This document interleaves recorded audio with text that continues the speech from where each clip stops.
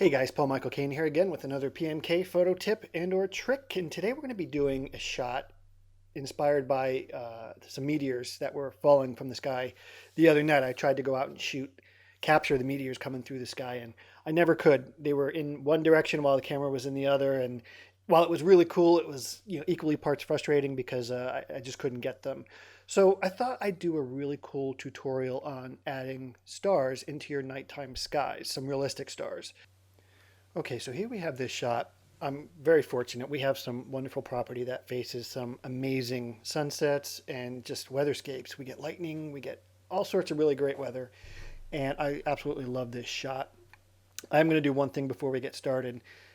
Because I know the location, I know this is a cell tower here.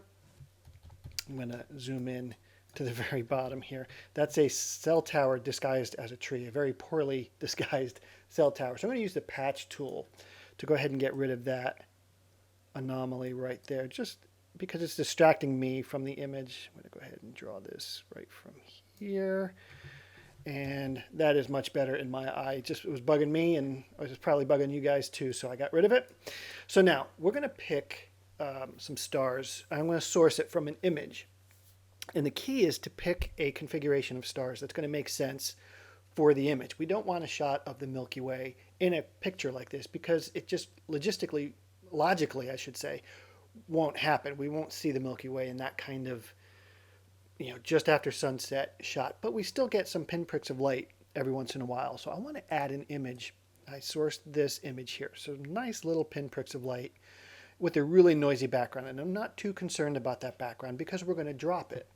So what we're going to do here is we're going to drag this image over and we're going to position it in a way that makes sense for the image. So we have plenty of room to work here. And what I'm going to do is, so I can see where it is inside the composition, I'm going to drop the opacity of this and I'm going to place the stars and the moon in a spot that actually makes sense for the image. So I like this right here. There's no stars over the moon. And that kind of makes sense for me right there. Now, we're not done yet. It's looking pretty good, but we're totally not done yet. So I want to bump the opacity all the way back up. And now we're going to use what's called blending modes. Blending modes are inside your layers panel right here. And there are a number of options to do, and they all do different things. And a little quick trick, if you click on the first one, you'll see the pull down is highlighted in blue. You can use your up and down arrow keys to move through the options. Okay, and I think that's what we want right there, which is lighten. So different options do different things to your images. I encourage you to play with them. We could get into a whole video on these things. That would take hours. Play with them. Find out what works for what you're trying to do. In this case, lighten or screen might work too.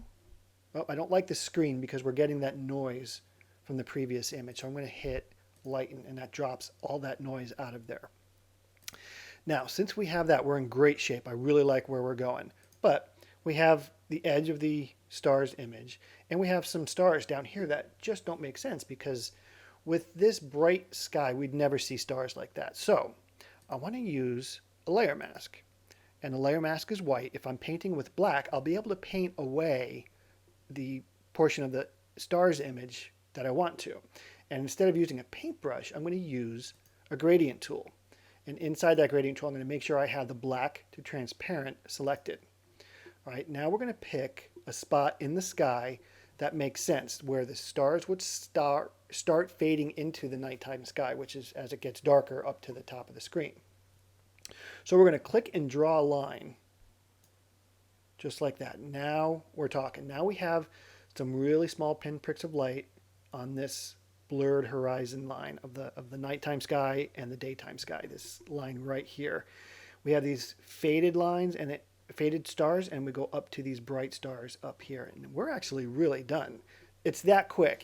The trick is finding a configuration of stars that really works for the image. We could drop the opacity of this layer just a bit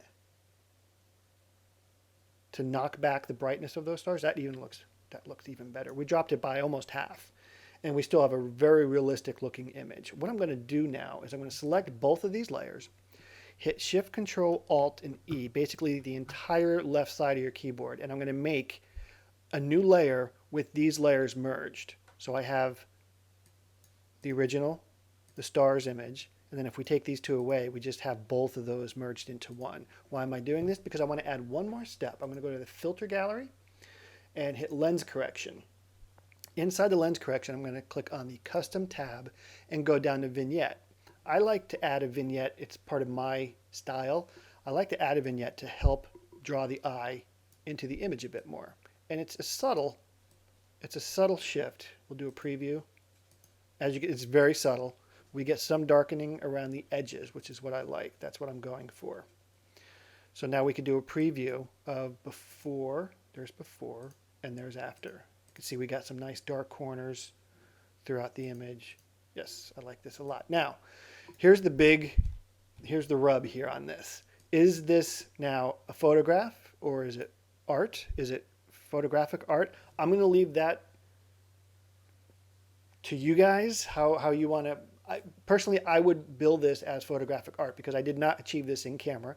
It's something that I added post-production, and I would sell it that way. It's not an actual photograph with stars. The stars probably to an astronomer wouldn't make sense where they're placed. So it's up to you how you guys want to bill this. I'm just billing this as an image that I created, not a photograph that I made.